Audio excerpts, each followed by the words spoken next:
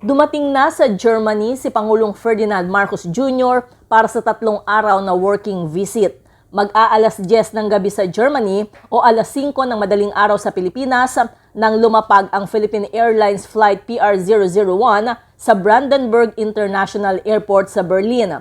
Sinalubong ang Pangulo at si First Lady Liza Araneta Marcos ni Philippine Ambassador to Germany Irene Susan Natividad at ilan pang tauhan ng Embahada ng Pilipinas sa Berlin.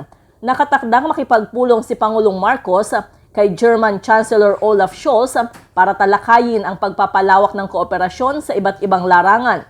Kabilang dito ang may kaugnayan sa renewable energy, agrikultura, manufacturing, healthcare, aerospace, innovation at startups, IT/BPM at mineral processing. Sa pagbisita ni PBBM, seselyohan ang Joint Declaration of Intent sa pagpapalakas ng maritime cooperation.